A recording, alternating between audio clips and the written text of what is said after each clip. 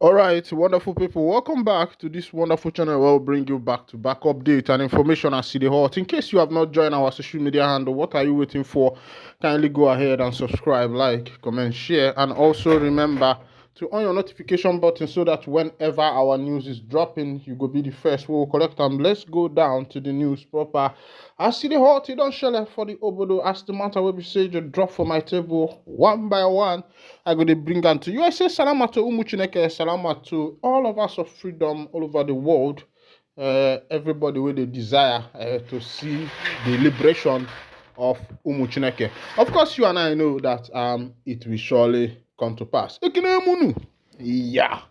As it be, the members of the indigenous people of Biafra, IPOB, don't drop update concerning the leader of the indigenous people of Biafra, Mazi Nnamdi Kanu Ohamadike, one of Ndibo.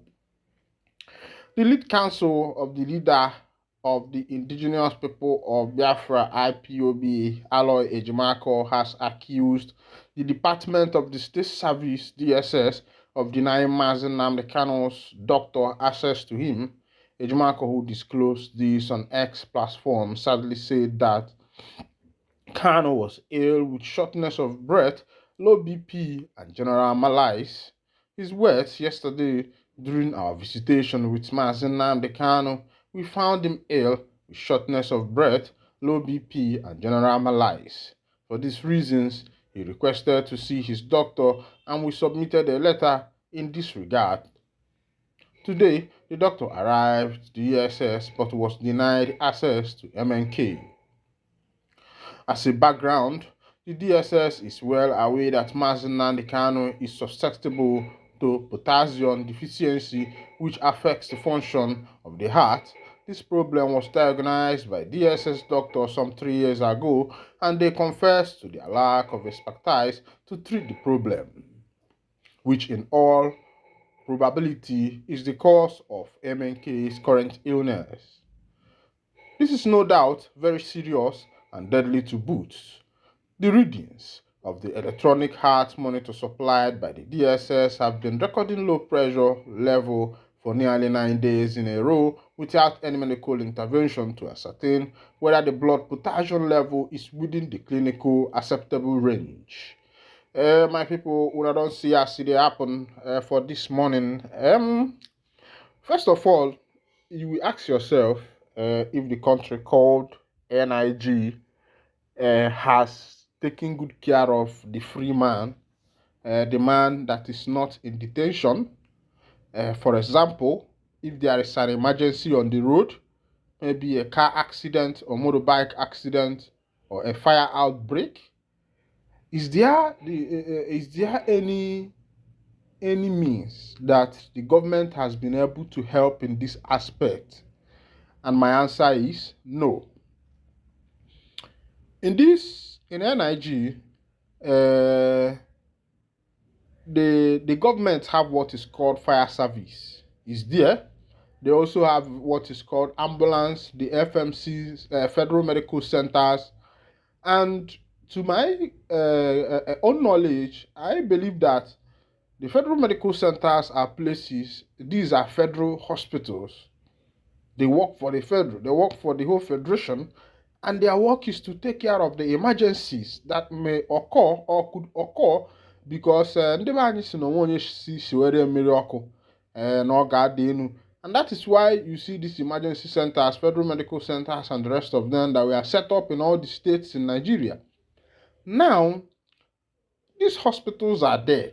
When you have things like emergency and you are rushed to the hospital, you find the hospital still telling you first to pay for your bills, pay for your drugs, pay for this and that before you will be attended to. This is your country. Oh. Same thing with fire service. Now, I want to ask you one question. If you, as a Nigeria, whether you are Igbo, whether you are Hausa, whether you are Yoruba, will be true to yourself and tell me what has the government actually done for you? Should we start from your building that you worked hard to build by yourself? You worked for people who are civil servants You worked up to 20 years before you are able to just set up a bungalow? Or should we start with some of you who have retired and your gratuities have not been paid to you? And these gratuities, they are not government money. They are money that were deducted from your salary, from your sweat, from your whole work of 35 years before you retired from the government. These were money that was deducted from your account to save for you for the future purposes. Now, you're a retiree. I want to ask you a question. How many times have you received your pension? How many times have you received your pension as a government worker? Are there me? Now, let's go to other parts. So, let's go to the civil servants. Let me ask you, civil servants, fellow civil servants, how much are you earning in a month? Now, let's go to the loans, the World Bank loan, the this loan, the that loan that the government has borrowed, and the monies, the allocations, the yearly budget that the government budget, and they make these distributions to various governmental arms depending on their capacity and how their allocation for the year comes up. The question is, what has the government done with this money? I say what? Foul. The citizens drill their borehole. The citizens build their house. The citizens pay their hospital bill. The citizens send their children to school with their own money. And in turn, you see these children coming back to work for the government.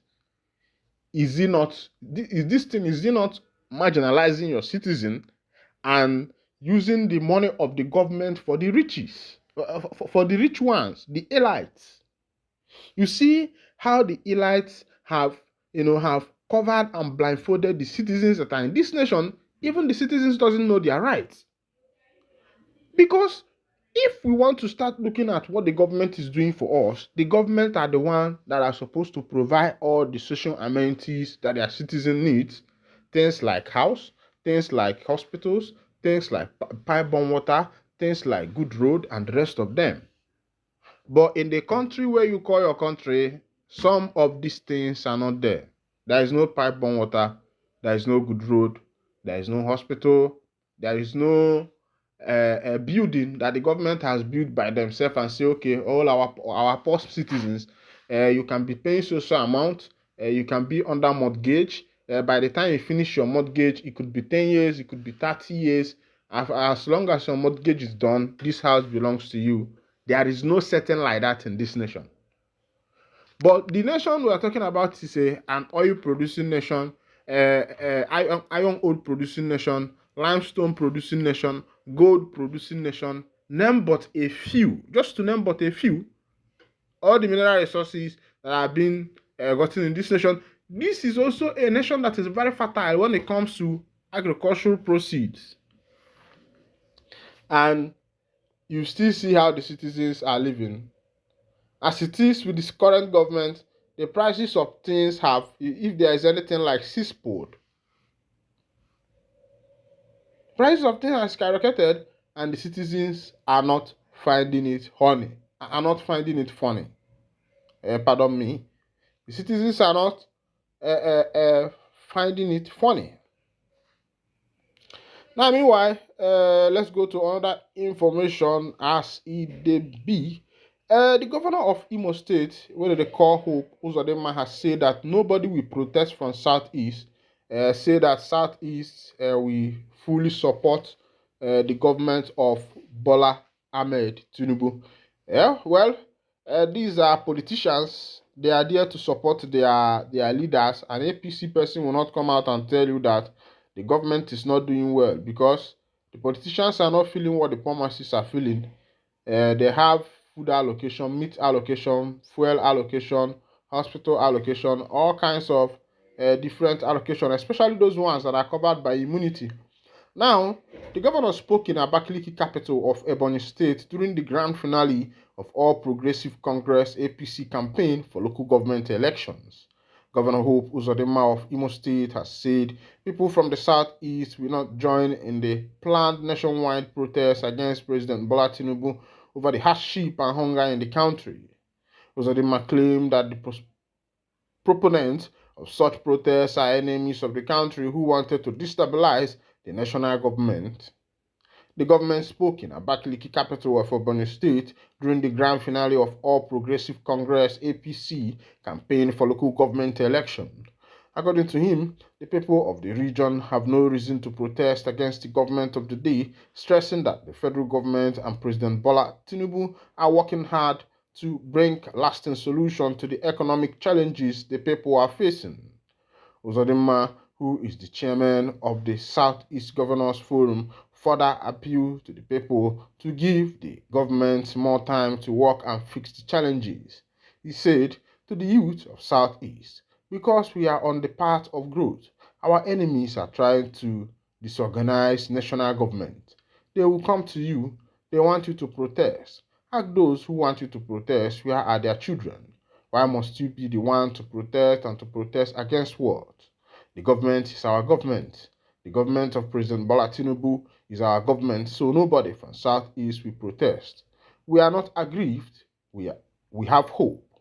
Whatever they say, this government is barely 1 year in office. Yes, we are aware of the hardship. We are aware of things are hard, but I promise you that the president is working so hard to release money to the people, deliver infrastructure to the people, and to release and increase food security to the people. Follow your leaders, work with your leaders. Also speaking, the APC National Chairman Abdullahi Ganduje urged Nigerians to support the president in his bid to better the living standard of the people. I call on every Nigerian to support President Bola Ahmed Tinubu, the Vice President Kashim Shettima, and the federal government for their efforts, programs, and actions geared towards ensuring better standards of living for Nigerians. I believe and I am confident that very soon Nigerians will have reason to be smiling and acknowledging the prudence and effective result of their support for APC, Ganduje said. I hope you've had that whitewash from the governor of Imo State, Governor Hope Uzodinma. He has whitewashed everybody. Meanwhile, I'm not saying nobody should go for protest because the more you go for protest, the more these people becomes very hardened because that's the kind of government we are dealing with. They are hardened government that have decided not to care about the interest of the citizens. They don't want to know what becomes of the citizens, what the citizens are passing through, or what the citizens really want.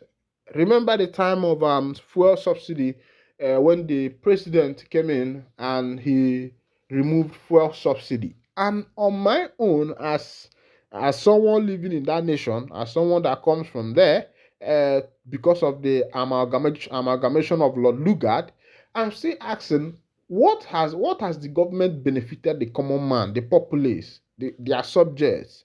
What has they benefited them? That's the question. I'm still asking myself, what has the government benefited the people? These individuals who are government mercenaries have siphoned the nation's wealth. They have looted the nation. Nation have nothing to stand on again. The prices of things are going very high. The president, the governors have lost control of the country's economy. They have lost control because when you become very greedy, what greediness does is to make you lose a total control. When you are taking more than that is coming into your nation. Imagine a businessman spending more than his capital or more than his income. That businessman is bound to fail. A country that does not have good infrastructure, that does not have factories, a country that produces oil, crude. And when this crude is gotten, it can be reduced to different standards. That's where you get the kero, that's where you get the agro, that's where you get the fuel and the rest of them. And this country for the past 60 years, 60 something years, after all the money have not been able to come up with a refinery of their own. If Nigeria is a good country, things like fuel, gas, and kerosene are supposed to be sold for like, you should be getting it for like 50. It should be the easiest thing one can afford in this nation. That should be the cheapest, because this is your home. This is where this thing is coming from. So I think it should be the cheapest. But the government have not been able to be truthful with the people. Let them keep getting ready, because very soon other nations are developing. A time will come when things like crude oil will become useless, and this government will have nothing to lean on. And by that time, they will open their eyes and see how they have back forward their nation. If they do not suffer it, their own children might suffer it, because as the day go by, things are developing. People are becoming wise. Technology is coming. And I know that the era of technology is going to flush out all these fake politicians. Meanwhile, this is where I've been winding down the curtain this morning. And if this is your first time of joining us on this wonderful channel, kindly go ahead and subscribe, like, comment, share, and also remember to on your notification button so that whenever our news drop, you'll be the first. We'll collect them. Thank you for listening. God bless you.